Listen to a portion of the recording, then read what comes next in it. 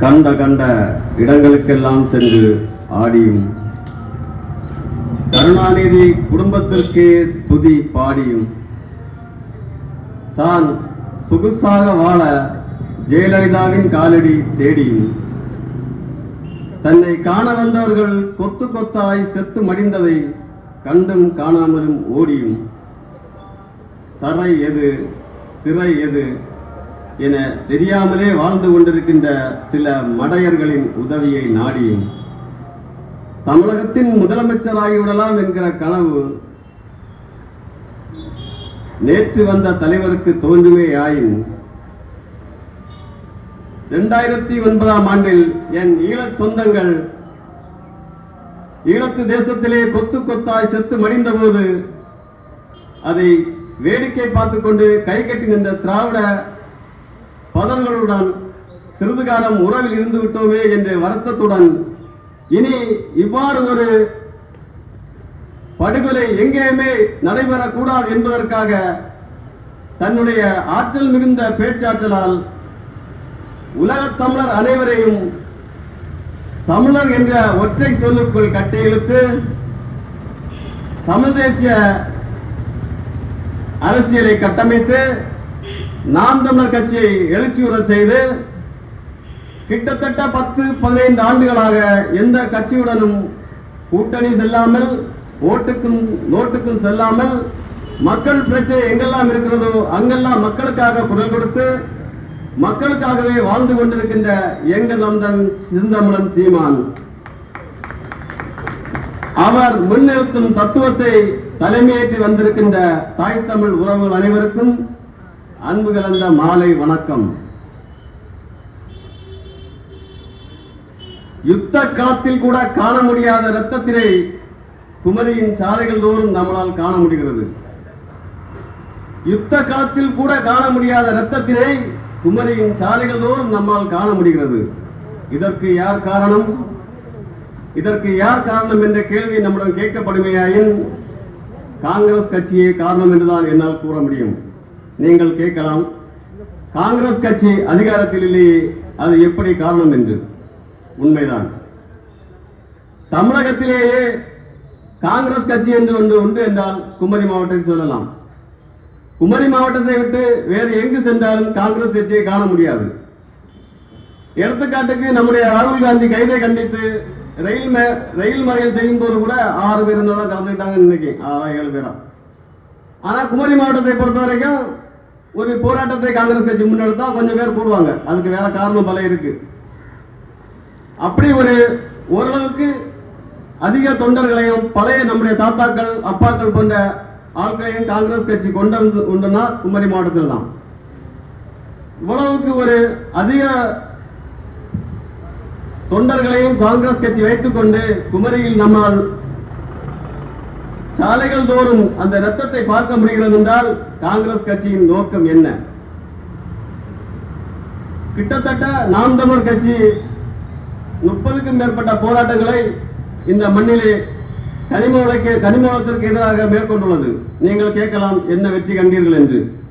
உண்மைதான், முழுவதுமாக கனிமவளத்தை எங்களால் தடுத்து நிறுத்த முடியவில்லை. அதற்கு என்ன காரணம் என்பதும் உங்களுக்கு தெரியும். ஆனால் நாம் தமிழர் கட்சி எப்போது கனிமவள பிரச்சனையை பற்றி பேசியதோ அப்போதுதான் தெரிந்தது இது கனிம வளம் சுரண்டல் என்று. அது வரைக்கும் ஏதோ மலையை கடத்திட்டு போறாங்க, பாறை அடிச்சுட்டு போற மாதிரி தான் பேசிட்டு இருந்தாங்க. இது திருட்டு என்று பதிய வைத்ததே நாம் தமிழர் கட்சி தான். தொடர்ச்சியாக குரல் கொடுத்து அதிகமாக பாரங்கள் ஏற்றி செல்ல வண்டிகளை தடை செய்வது, நேர கட்டுப்பாடின்றி செல்லும் வண்டிகளை தடை செய்வது, பள்ளி நேரத்தில் செல்லும் வாகனங்களை தடை செய்வது, இப்படி ஓரளவுக்கு தான் நாம் தமிழர் கட்சியால இந்த கனிமவள தடத்துல தடை செஞ்ச முடிஞ்சிச்சு. அதுவும் எங்களுக்கு பெரிய சந்தோஷம். ஏன் அப்படின்னா, உண்மையிலே ஒரு 10 பிள்ளைகளுடைய உயிரை சேமித்திருக்கலாம், இல்லைன்னா வழியில் பயணம் செஞ்ச ஒரு 50 பேர் உயிரை காப்பாற்றிருக்கலாம் என்கிற எண்ணம் இருக்கு. ஒவ்வொரு நாளும் ஒரு வண்டி அதிகமா பாரத்தை ஏற்றிட்டு போய் ரோட்ல கல் விழுந்து ஒருத்தர் அடிபட்டு செத்தாயினா அவன் குடும்பம் என்ன கண்டிசாகும். அப்படி ஒரு சில குடும்பத்தை எங்களும் காப்பாற்றி விட்டோமே என்கிற நம்பிக்கையில் தொடர்ந்து அதற்காக குரல் கொடுத்துக் கொண்டிருக்கிறோம். ஆனால் காங்கிரஸ் கட்சி இங்கே எடுத்த போராட்டம் என்ன? காங்கிரஸ் கட்சி என்ன செய்யும் தெரியுமா? வடநாட்டிலே யாராவது காலேஜ் அறிக்கை விழுந்தாங்கன்னா பார்த்துட்டு இருக்கோம், அதுக்காக தான் போராட்டம் கொடுப்பாங்க. ஆனா இந்த உள்ளூர்ல ஒருத்தர் செத்துட்டு இருக்கிறதுக்கு யாரும் கேட்க மாட்டாங்க. ஏன்னா அதோட கட்டமைப்பு அப்படி.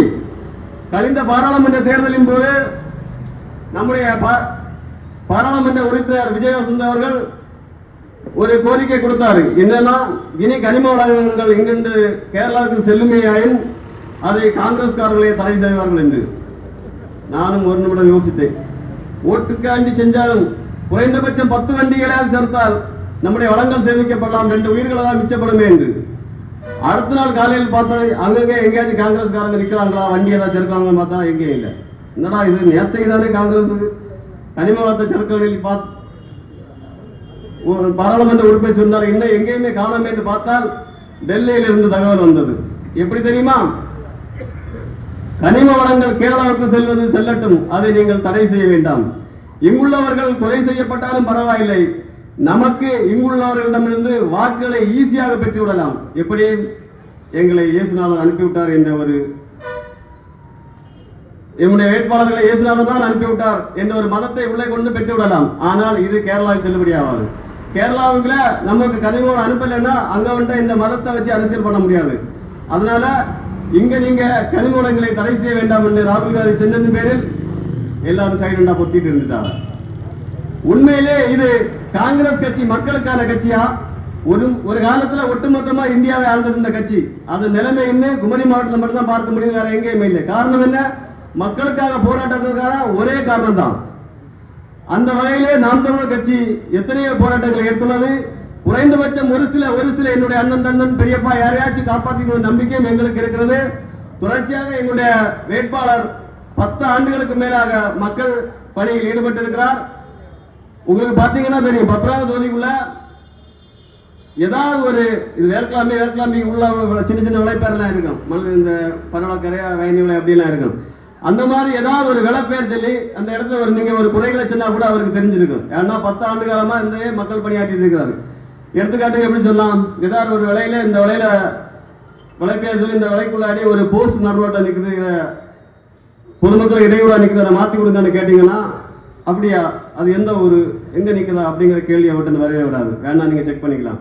உடனடியாக அவர்கிட்ட வரும் பதில் என்ன தெரியுமா? அதற்கு ஏற்கனவே மனு கொடுத்திருந்தோமே, அதை இன்னும் சரி பண்ணவில்லையா, அதை மீண்டும் நமக்கு மறுமுயற்சி எடுப்போம் என்கிறது தான். என்னால் அந்த அளவுக்கு எங்களுடைய 10ஆம் தேதி உள்ள அனைத்து பிரச்சனைக்கும் நன்கு அறிந்து வைத்திருக்கக்கூடியவர் நம்முடைய வேட்பாளர். இன்னும் சொல்ல போனால்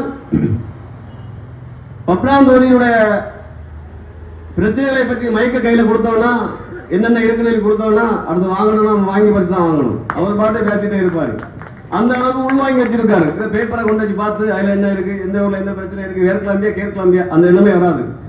உண்மையிலேயே இப்படி ஒரு வேட்பாளரை நாம் அடைய வேண்டும் என்றால் 10ஆம் தொகுதியை உண்மையிலே கொடுத்து வைத்திருக்க வேண்டும். அதில் எந்த சந்தேகமும் இல்லை. ஒன்று, எல்லாரும் பேசும்போது சொல்லும், காமராஜர் நமக்கு கிடைத்த ஒரு பொக்கிஷம், கக்கன் நமக்கு கிடைத்த ஒரு பொக்கிஷம் என்று. உண்மைதான். ஆனால் அடுத்து நமக்குள்ள தலைவர்களை நாம் இழந்தோம் என்று வரவிடாமல் தடுத்தோம் என்பதை நாம் மறந்து விட்டோம். காமராஜரும் கக்கனும் நமக்கு தேவைதான். ஏன் அவர்களை இன்று வரை சுட்டிக்காட்டுகிறோம் என்றால், அடுத்த வேட்பாளர்கள் நீங்கள் வாய்ப்புகள் அளிக்கவில்லை.